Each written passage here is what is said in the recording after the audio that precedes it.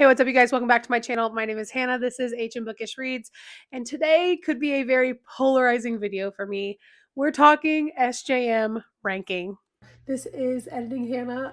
I forgot to add a spoiler warning to the beginning of this video, so if you have not read the ACOTAR series, the Throne of Glass series, or the Crescent City series, maybe this is not the video for you, or it is. I don't spoil too much, just a little bit. So I have read all of the available SJM books. I'm desperately waiting for the ACOTAR 6 announcement. Thank you very much. But I took it upon myself to rank all 16. I think there's 16 of them. All 16 books to my personal preference. Do not attack me, please. All right, let's jump right in. You may hear 3 dogs in the background because they're crazy and the dog door's open right now. Anyways, I made a list. We're going to start from the bottom up. Now, this does not mean I disliked any of these books because truly, she's one of those authors that I enjoy everything I've read. However, I do have things that are on the bottom. Now, I may get a lot of hate for this first one. The book at the bottom of my list is The Assassin's Blade. Now, I might put the cover here. I love Sam Cortland. You cannot. I love him. However, I disliked the majority. I didn't need all 3 of those. It hurt my feelings. I was sad. I knew I was going to be sad because I read it halfway through the series. It really it really broke my heart. And that is why it's at the bottom of my list, because it made me super depressed. I was so sad. And throughout the whole rest of the series, I just kept thinking back because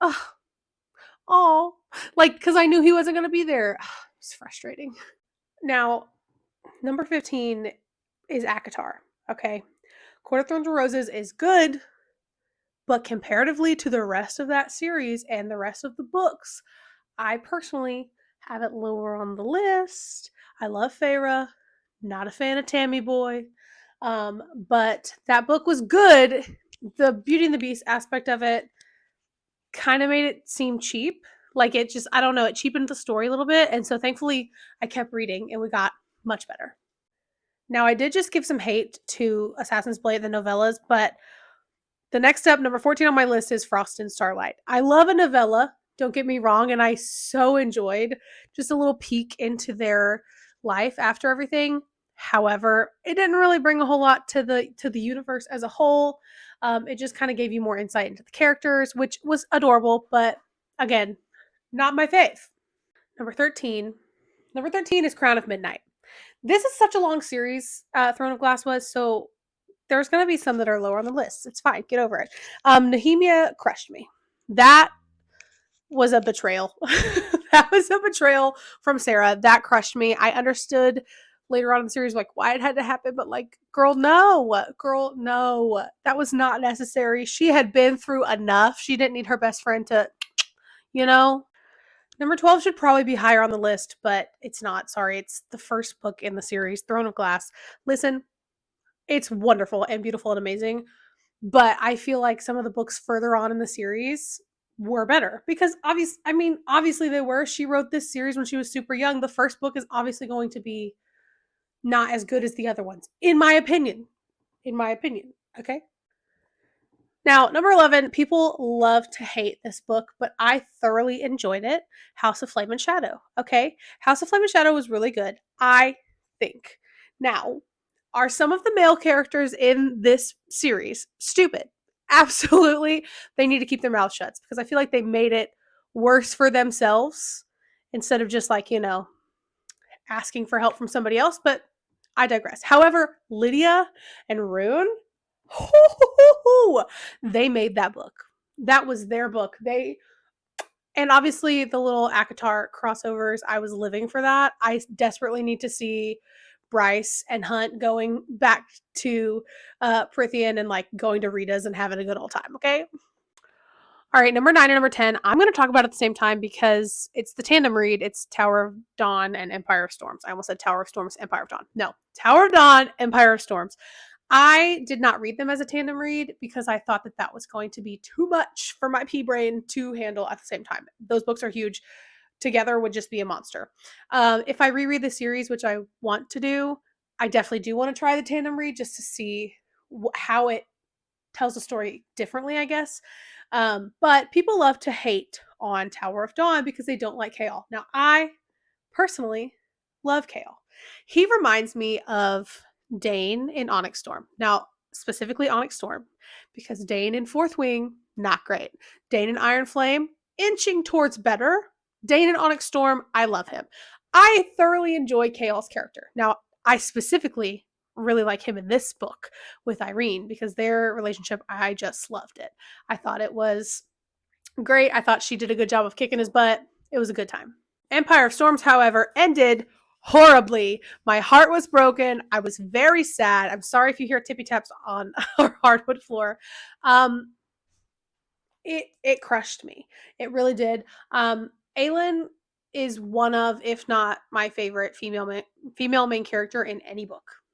Like, she is one of the top female characters for me, and her spoiler being taken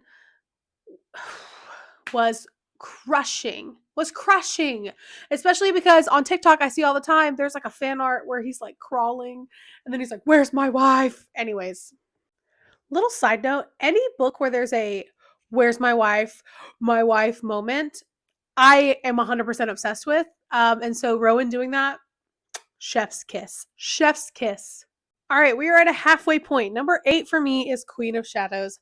I loved this book because I loved Dorian and Manon's relationship and how they kind of interacted and how he'll bleed whatever color she tells him to. Are you joking, Sarah? Sarah, are you joking? I just really thoroughly enjoyed that book. Manon became one of my favorite characters of that series in Queen of Shadows, I think. At first, didn't really understand what her purpose was, but I really liked her in that book. Number 7 is House of Sky and Breath.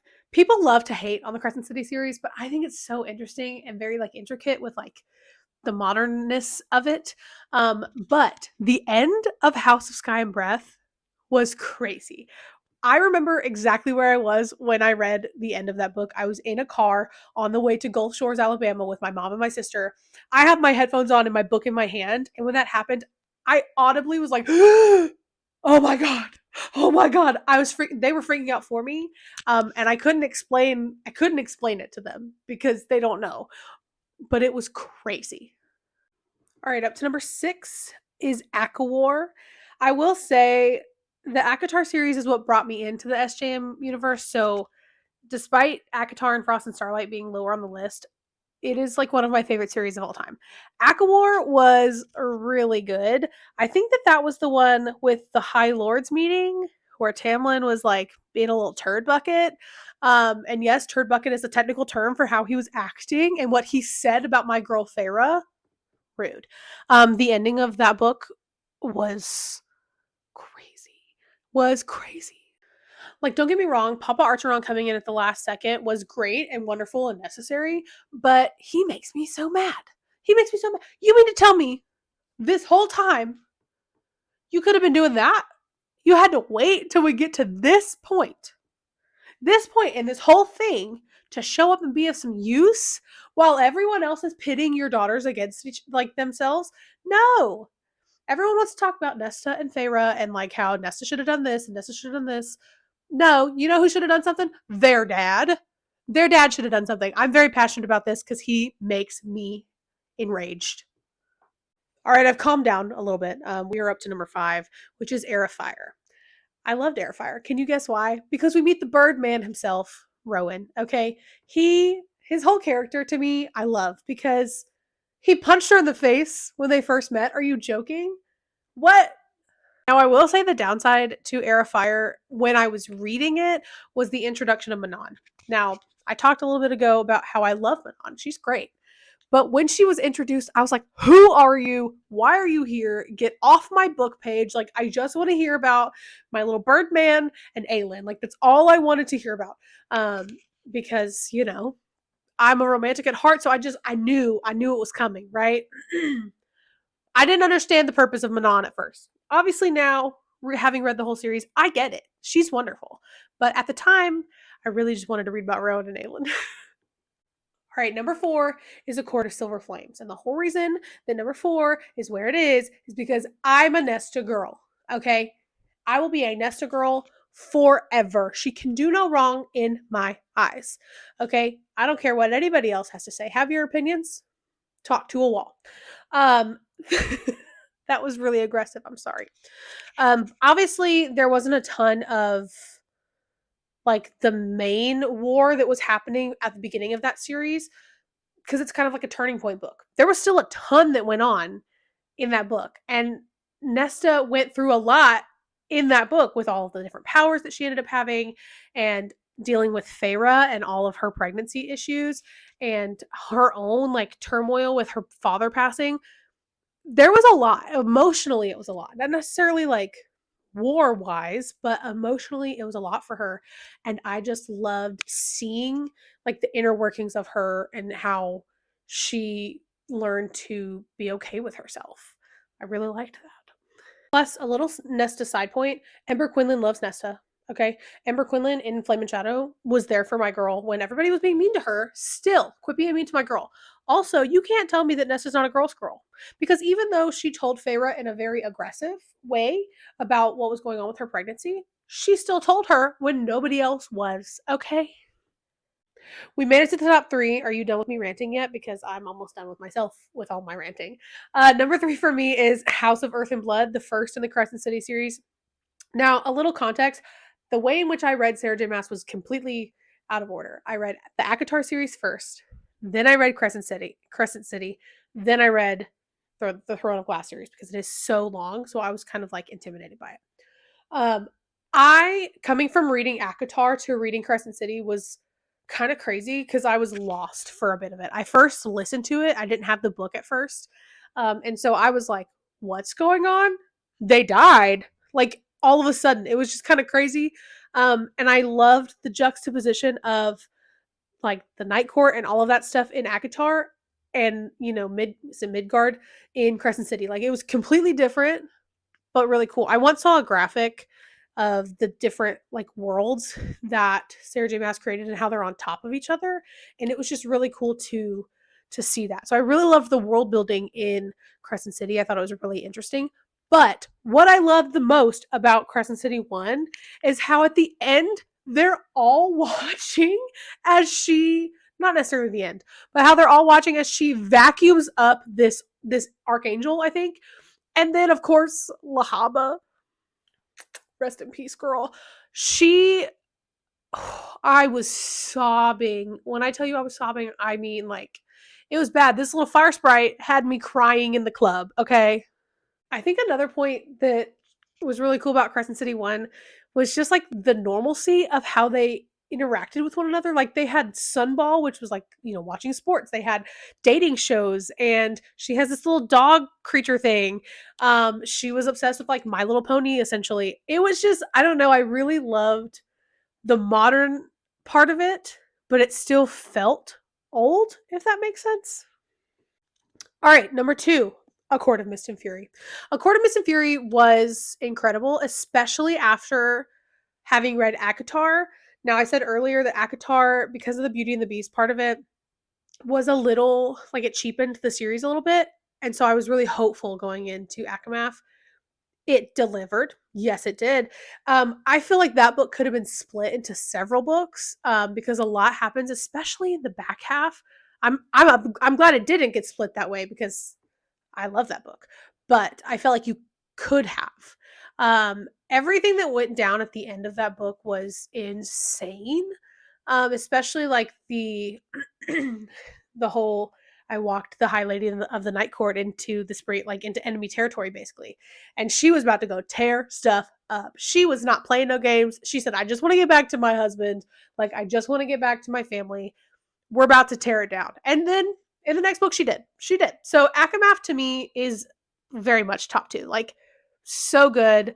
It just felt very cathartic for Feyre, like, after having all of the trauma that she went through. Now this Rhysand was like teaching her to read, and he was there for her, and he was loving her, and it was just, I love it so much.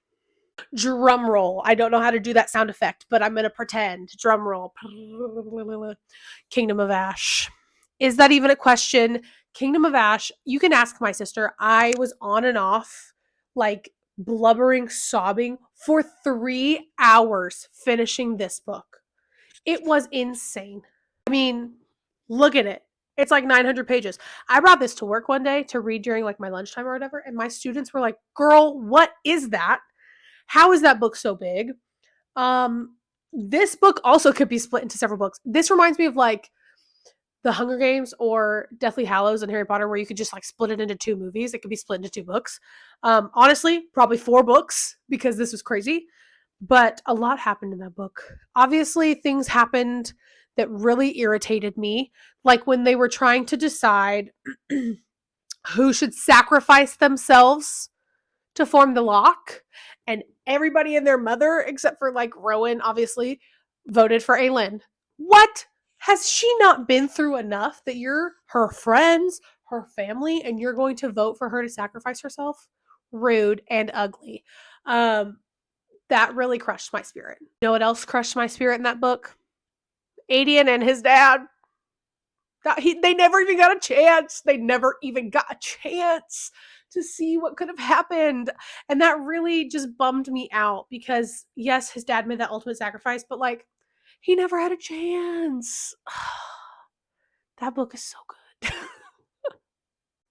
If you made it to the end of this video, thank you so much for watching. That was my personal definitive ranking of the Sarah J. Maas book universe. I love those series. All 3 of them are phenomenal. If you haven't read them yet, I suggest you get on it. The next video that you're going to see is my Bookish Dallas vlog. Okay, we're going to bookstores. We're getting bookish tattoos. I'm pumped. We leave tomorrow. So if you like this video, give it a thumbs up, subscribe to my channel, share it with your friends, and find me on my social media. Thanks for watching.